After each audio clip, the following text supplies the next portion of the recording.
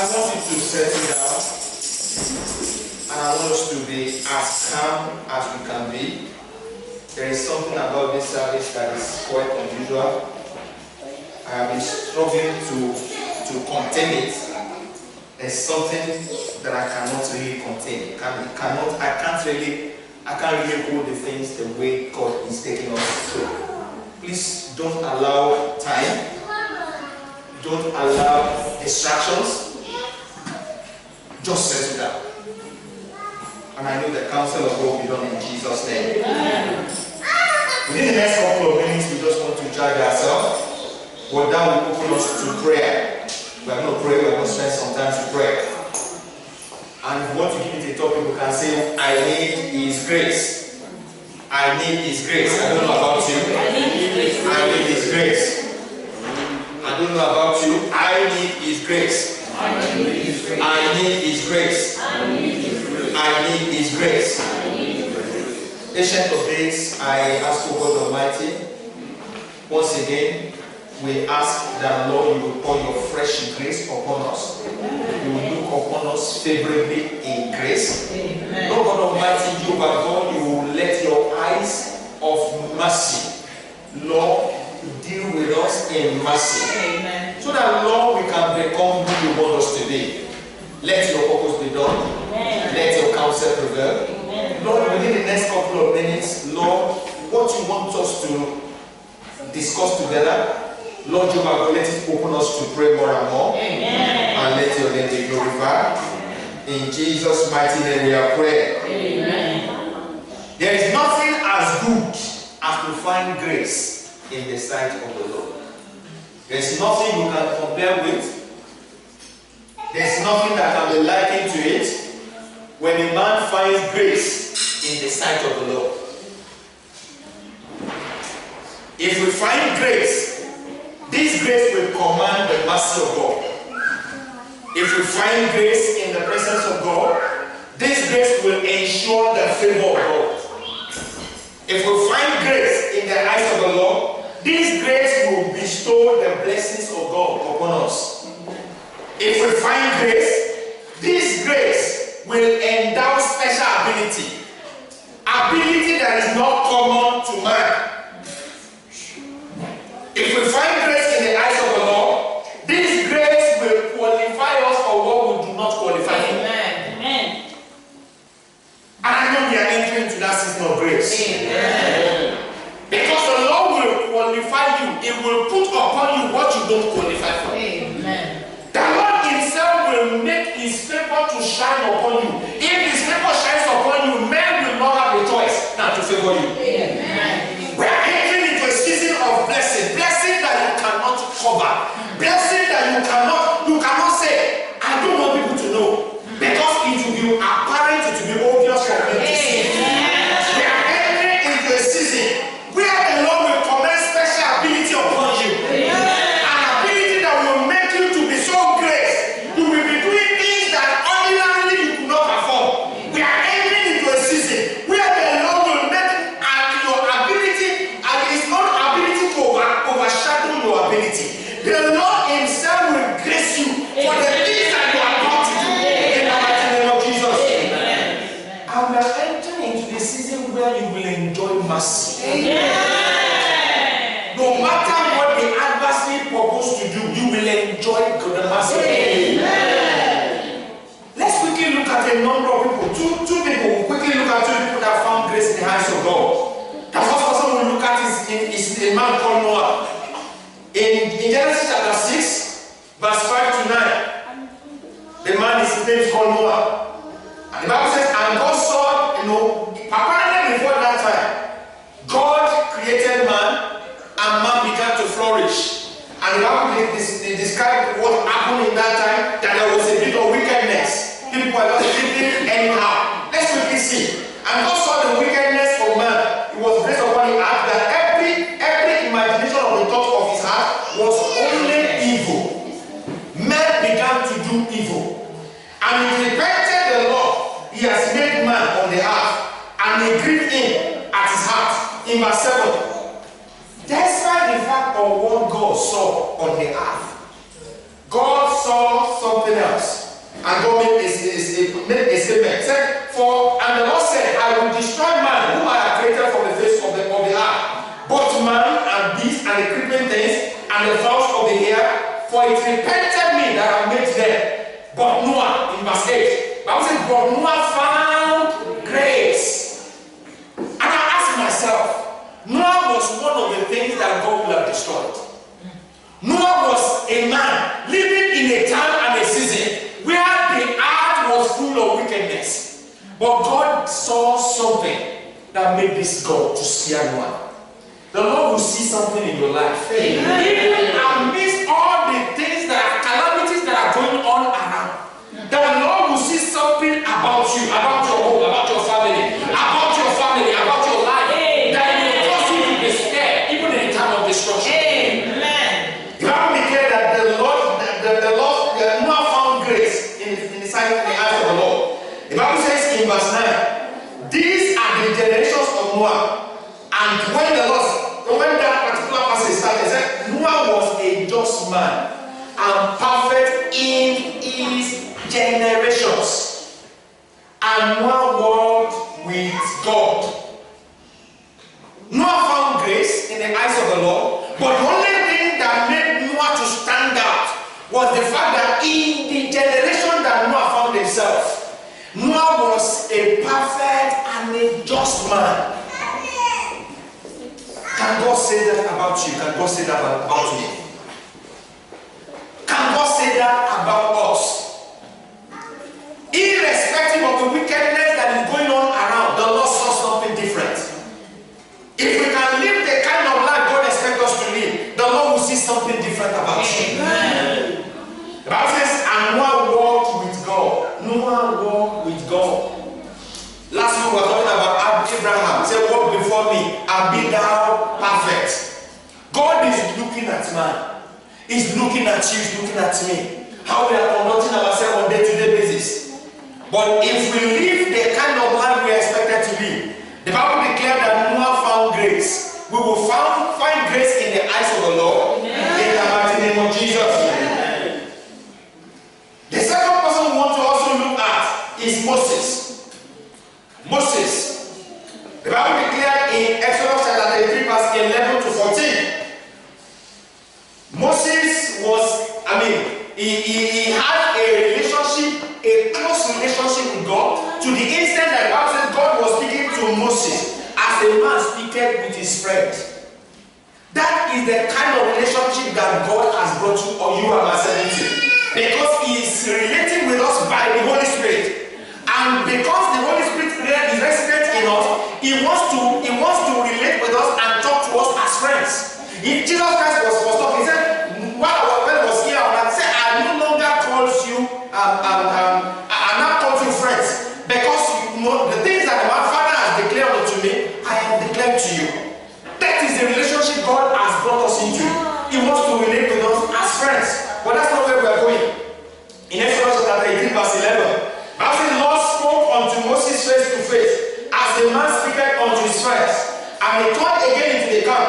But his servant Joshua, the son of Nun, a young man departed not out of the tabernacle. This man Joshua saw something different. He decided to relate as much as with God as he can. The Bible says he decided that he will not live in tabernacle. May we not have that kind of intimate relationship with God. Amen. A relationship that we don't want to leave God's presence. Amen. A relationship that we delight in God and delight in the things of God. A relationship that God can relate with us as friends, as people that He has passion about. Praise the name of the Lord. Amen. And in verse 12, and Moses said unto the Lord, see thou said unto me, bring up these people, and thou hast not said, thou hast not let me know whom thou wilt send with me, and yet thou hast said, I know thee by name, and that thou hast found grace in my sight. I know thee by name, and thou hast found grace in my sight. God knows you by name. And despite the fact that he said he knows Moses by name, and Moses was able to say something that God has said about him. He said, I have found grace in thy sight. That is the picture that God has brought us into. Because his son has brought us into a relationship. Because Jesus Christ has brought us into a relationship, we are intimate with God to the extent that we have found grace in the eyes of God. And I know you will continually enjoy this grace in the name of Jesus. He said in verse 13, now therefore I pray thee, if I have found grace in thy sight, show me now thy way, that I may know thee, that thou hast found grace in my sight, and consider that this nation is thy people. Amen? He said, if I have found grace in your sight, show me now thy way. We were talking about Noah, that Noah walked with God. The only way we can walk with God is if God will show us his way. If God will reveal his way, is the kind of lifestyle he wants us to live to us. And I know he related with Moses to the extent that when Moses died, God himself took care of his corpse. Praise the name of the Lord. He related so much with Moses to the extent that when Moses has gone into the mountain and is coming back, the glory of God will be shining upon his face. That people cannot even behold his face because of the glory. Now we have the partnership of the Holy Spirit. God wants to relate with us. He wants to talk to us. He wants to show us his way. The only thing that's making God to show us his way is because he has brought us into having his grace upon our lives. And he said in verse 14, my presence shall go with thee, and I will give thee rest. Amen. As you go on your journey, the presence of God will go with you. Amen. The Lord will give you rest. Amen. Nothing will trouble you. Amen. Nothing will trouble you. Amen. Nothing will trouble you. Amen. In the mighty name of Jesus. Amen. He said, I will give you rest. My presence shall go with you. The only thing that makes this man to qualify for this is because he found grace in the sight of the Lord. What happened to the 600,000 people that left Egypt together with him? They all perished. In his own case, the only reason why he had to go was because he was old. He was actually an old man. If he would have entered the promised land, if not for these same people that made him not to enter, praise the name of the Lord. And I know that will not be our portion in the name of. We will enter into what God has proposed for us in Jesus' name. We will enter into what God proposed for us in the name of Jesus. Amen. Moses was regarded as a friend of God. Are you a friend of God? We used to sing, I am a friend of God. Are you a friend of God? Are you doing what pleases him? Are you doing what is way that he's been showing you? Are you walking in those ways? Are you living to please him? If I say Noah walked with God, Noah pleased God. That was one of the reasons why he enjoyed the grace of God. As we walk to please God, we will enjoy the grace of the Lord in the name of Jesus. Amen. The Lord instructed Moses. I know the Lord will instruct you. Amen. The remaining days of this year, the Lord will give you a blueprint for your life. Amen. A blueprint for the years ahead. Amen. An understanding mind to know what is coming your way. Amen. An understanding mind to know how he is going to be dealing with you in the new year. Amen. And I know the Lord will speak to you in the name of Jesus. Amen. He will show you his ways in the name of Jesus. Amen. The presence of God did not depart from Moses. You may say Moses did not enter the promised land, but the presence of God did not depart from Moses. Even when it was time for Moses to die, the presence of God did not depart from Moses. God took care of his corpse. Praise the name of the Lord. Amen. May the presence of God not depart from you. Amen. Because without him we can do nothing. If we lack his presence, the adversary will do us a life with us. But the presence of God will not depart from you in the name of Jesus. Amen. And I will bring to you a man that enjoyed the grace of God. The man is called Joseph. Joseph. The Bible declared the man that was sold as slave in Egypt. In Genesis chapter 39, verse 2 to 4. Bible says, and the Lord was with Joseph, and he was a prosperous man, and he was in the house of his master, the Egyptian. But if you look at verse 1, what happened to him? He was a slave. A slave that ordinarily should be a slave, but when he got into the house of Potiphar, the slave had a promotion.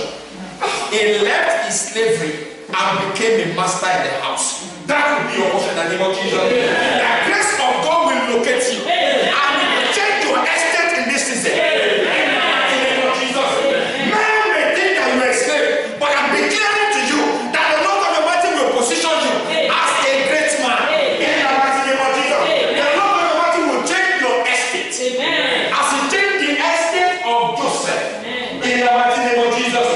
And the Bible says, the Lord was a prosperous man. He was in the house of his master the Egyptian, and the master saw that the Lord was with him. Grace made the God of heaven to be with him. Grace made the God of heaven to be with him. Grace will locate you. Because God's grace is upon your life, the presence of God will not depart from you. The Bible says, and all that he did prospered in his hand. All that you do will prosper in your hand. In the mighty name of Jesus. To the extent that the infidels around you will notice. The ungodly people around you will notice. The people that knew not God around you will notice. In the mighty name of Jesus. And the Bible declared, and Joseph found grace in his sight. He found grace in the eyesight of who? The master. But the grace came from God. He found grace in the eyes of God. God made a slave to become notable. God made a slave a master of the house. God made the story of a slave and made him a ruler. Even despite the fact that he was supposed to be a slave. The Lord will change your story. It will change your estate. The grace of God will locate you and cause you to find grace in the eyes of man. Man will automatically favor you. In the mighty name of Jesus.